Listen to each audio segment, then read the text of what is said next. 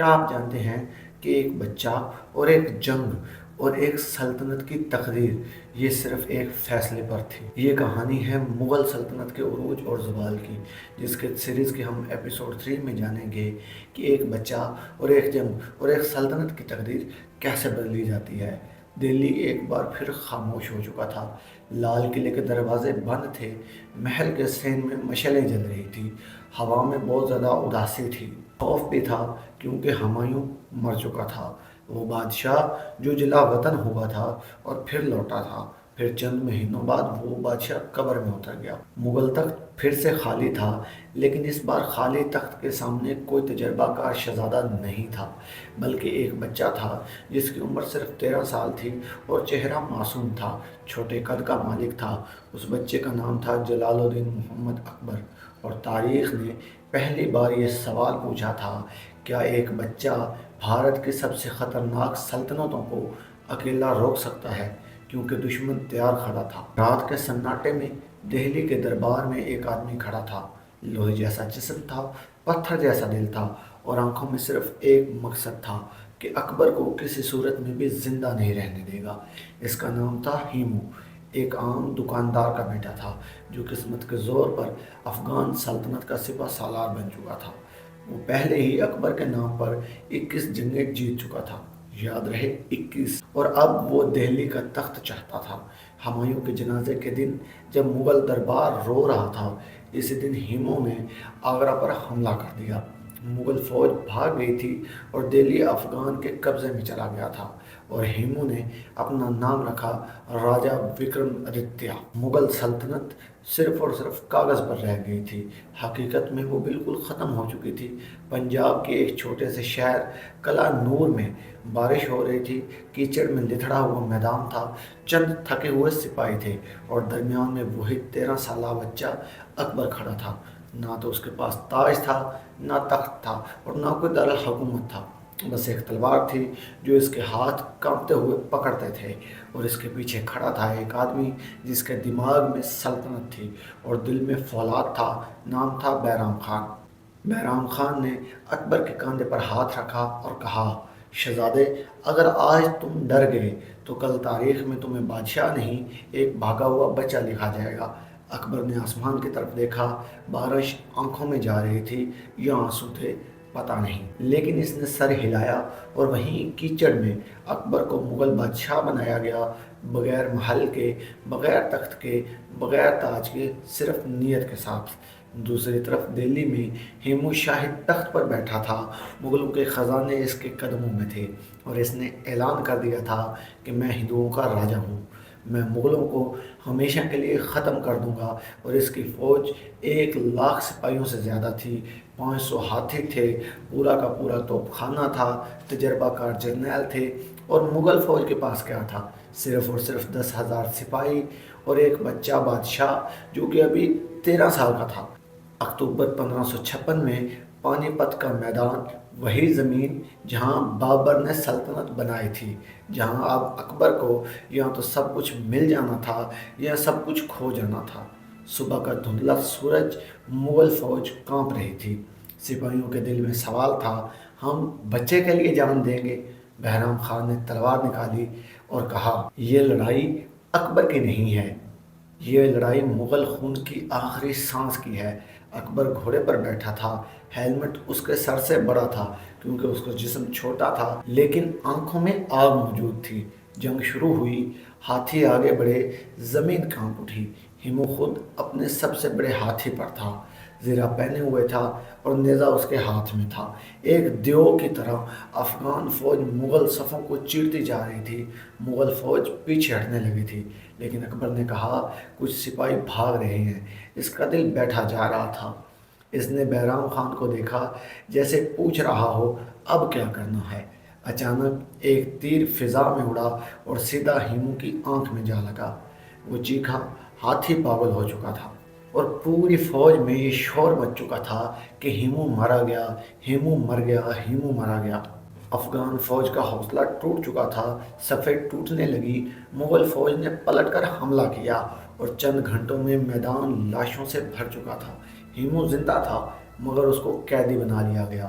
اسے اکبر کے خیمے میں لایا گیا، خون میں لتھڑا ہوا، آنکھ بند تھی، زخموں سے چور ہو چکا تھا۔ بہرام خان نے اکبر سے کہا، بادشاہ سلامت، یہ آپ کی پہلی تلوار کی آزمائش ہے، اگر آپ نے اسے نہ مارا تو لوگ آپ کو کمزور سمجھیں گے۔ اکبر کے ہاتھ کانپنے لگے، سامنے ایک زخمی انسان تھا جسے وہ جانتا بھی نہیں تھا۔ وہ ایک بچہ تھا، کوئی قاتل نہیں تھا، لیکن تخت رحم نہیں دکھاتا۔ اکبر نے آنکھیں بند کی اور تلوار اٹھائی اور ایک زوردار وار کیا اور ہیمو کا سر تن سے جدا کر دیا۔ ہیمو مر گیا اور اس لمحے اکبر بچہ نہیں رہا، وہ بادشاہ بن چکا تھا۔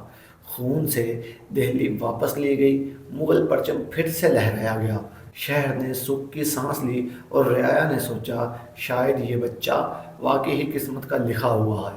اگلے 5 سال اکبر صرف نام کا بادشاہ تھا، اصل طاقت جو تھی وہ بہرام خان کے ہاتھوں میں تھی۔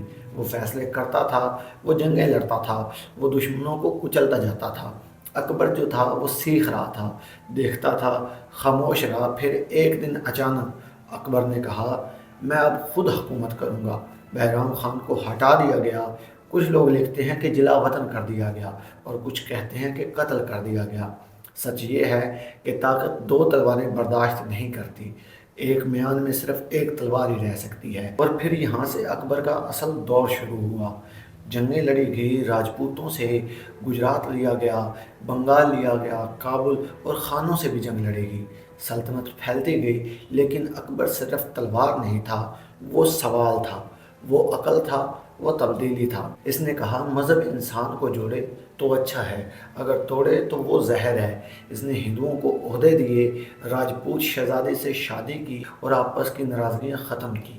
علماء ناراض ہو گئے، لیکن رعایا وہاں پر خوش ہو گئی۔ دہلی سے آگرہ تک ہندو، مسلمان، سکھ، عیسائی سب اکبر کے دربار میں آئے۔ اس نے ایک نیا دین سوچا جس کا نام اس نے رکھا دین الہی۔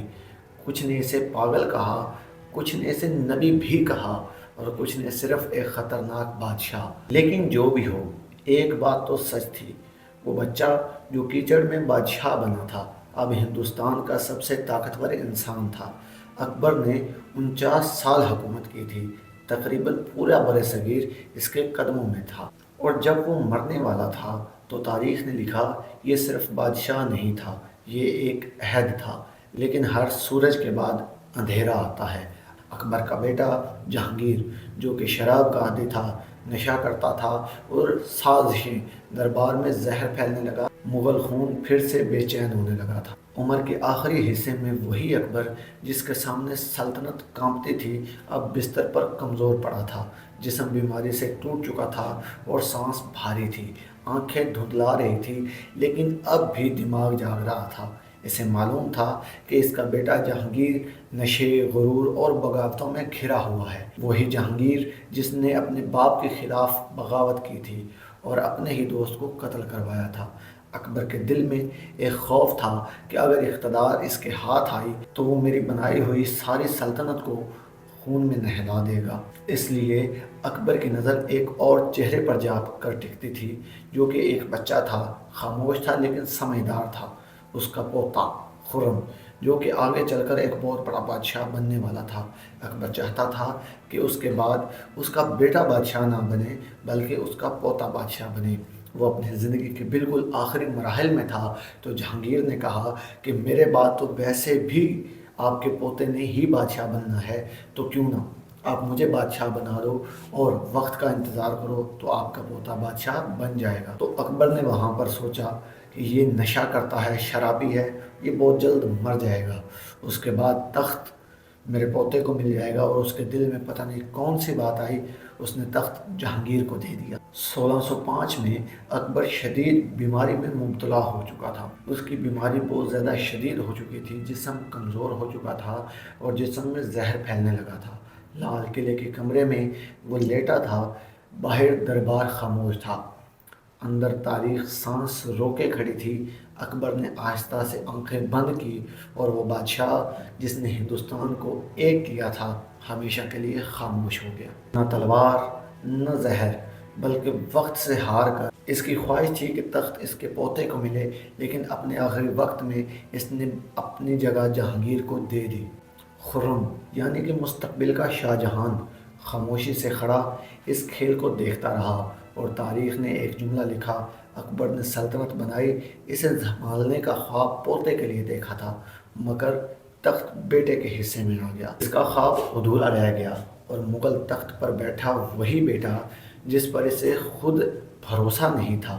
کیا جہانگیر باپ کی سلطنت بچا پائے گا، یا عیش و شراب اور درباری سازشیں اسے کمزور کر دیں گی؟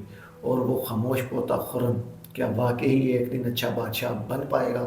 یہ سب جانیں گے ہم اپنی اگلی ویڈیو میں۔